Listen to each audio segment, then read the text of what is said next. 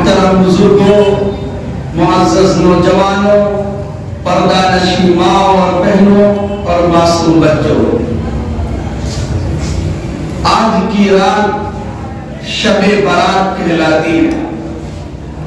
برات کے معنی ہوتا ہے چھٹکارا حاصل کرنا اور نجات پانا۔ اسی وجہ سے اسے ہم شب برات کہتے ہیں اور عربی میں اس رات کو لیلۃ البراء کہتے ہیں۔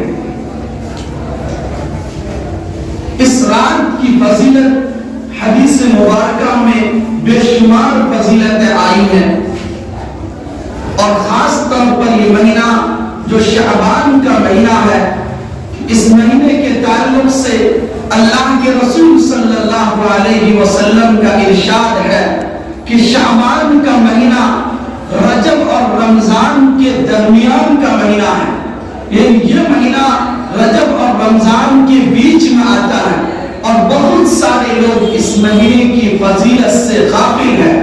اللہ کے رسول صلی اللہ علیہ وسلم فرماتے ہیں کہ اس مہینے میں انسانوں کے اعمال اللہ کے پاس پیش کیے جاتے ہیں، اور میں یہ چاہتا ہوں کہ میں روزہ رکھوں، جب میرے اعمال اللہ کے پاس پیش کیے جائے تو میں روزے سے رہوں گا۔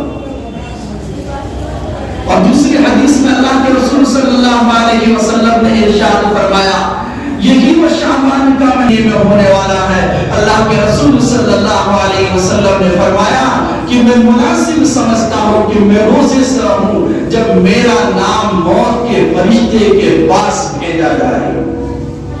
رسول صلی اللہ علیہ وسلم رمضان کے علاوہ سب سے زیادہ روزہ اگر کسی مہینے میں رکھتے تھے تو وہ یہی شعبان کا مہینہ ہے۔ حضرت علی المرتضی رضی اللہ عنہ روایت کرتے ہیں کہ جب 15 شعبان کی رات ہو تو قیام اللیل یعنی رات میں کھڑے ہو کر اللہ کی عبادت کیا کرو اور دن میں روزہ رکھو۔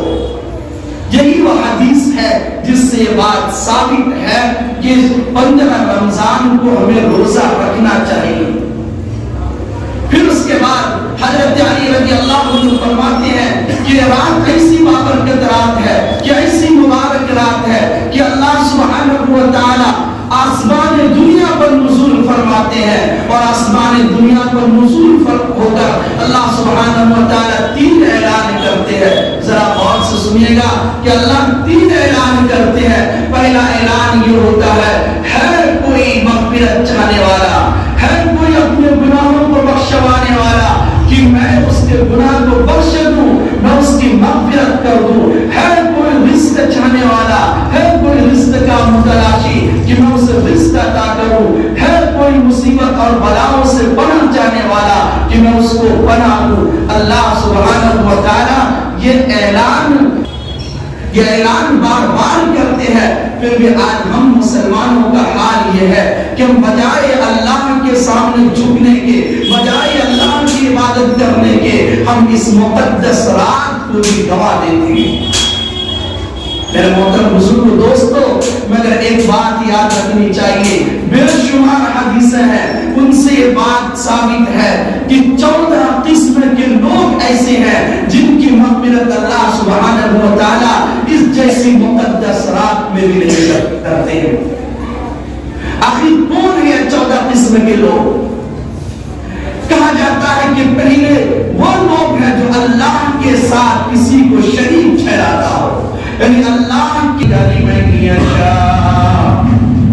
کہ اللہ سبحانہ و تعالی اس شخص کی مغفرت نہیں فرماتے ہیں جو اللہ کی ذات کے ساتھ کسی کو شریک ٹھہراتا ہو، اور اس کے علاوہ اللہ جس کی چاہتے مغفرت فرما دیتے ہیں۔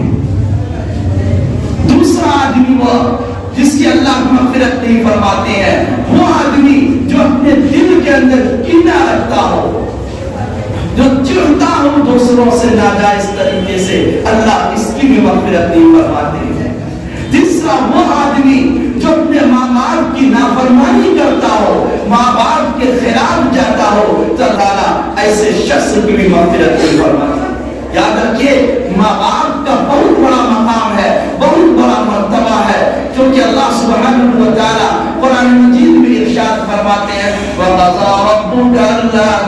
تعبدوا إلا إياه وبالوالدين إحسانا إما يبلغن عندك الكبر أحدهما أو كلاهما فلا تقل لهما أف ولا تنهرهما وقل لهما قولا كريما واغفر لهما جناح الذل من الرحمة وقل رب ارحمهما كما ربياني صغيرا. اس آیت کریمہ میں اللہ سبحانہ و تعالی ماں باپ کی کیا فضیلت اس کو بیان فرماتے. وَقَضَىٰ رَبُّكَ أَلَّا تَعْبُدُوا إِلَّا إِيَّاهُ. تیرے پروردگار نے یہ فیصلہ کر دیا ہے کہ اس کی عبادت کرو اور اپنے ماں باپ کے ساتھ حسن سلوک کا معاملہ کرو.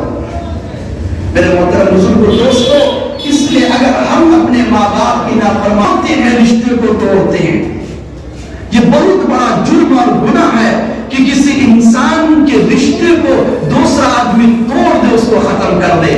آج ہمارے سماج میں یہ برائی سب سے زیادہ عام ہے. کسی کا رشتہ ہونے والا ہوتا ہے، کسی کی بیٹی کی شادی ہونے والی ہوتی ہے، وہی آس پڑوس کے لوگ جا کر اس میں کوئی عیب نکال دیتے ہیں، وہ ہوتا ہوا رشتہ کو ختم کر دیتے ہیں. اسی طرح اللہ سبحانہ و تعالیٰ اس کے بعد فرماتے ہیں کہ اللہ ایسے لوگوں کی توبہ بھی قبول نہیں فرماتے جن کا پاجامہ ٹکنے سے نیچے ہو. اور اسی طریقے سے جو انسان شراب پیتا ہو، شراب کا عادی ہو، اللہ اس کی بھی توبہ قبول نہیں فرماتے ہیں. اور بھی بے شمار لوگ ہیں. اس لیے میرے محترم بزرگوں دوستو، اگر ہمارے اندر یہ برائیاں ہیں تو ہم یہ عہد کر لیں، ہم یہ پختہ ارادہ کریں، ہم دوبارہ گناہ نہیں کریں گے. ایک بات ہے کہ توبہ کس کو کہتے ہیں، توبہ کسے کہتے ہیں؟ یاد رکھیے، توبہ کا مطلب یہ ہوتا ہے کہ اللہ کے سامنے آ کر یہ عہد کرنا، یہ عہد و پیمان کرنا، یہ وعدہ کرنا کہ اے اللہ، اب میں جو گناہ کر رہا تھا میں اس گناہ کو چھوڑتا ہوں، اب میں دوبارہ یہ گناہ نہیں کروں گا. اس عہد و پیمان کو توبہ کہتے ہیں. اللہ کے سامنے اس طرح ہمیں بار بار ہم گر گرائیں اور روئیں. یاد رکھیے، حدیث میں یہ بات ذکر کی گئی ہے کہ کوئی انسان گناہ کر کے زمین اور آسمان کو بھی بھر دے تو اللہ سبحانہ و تعالیٰ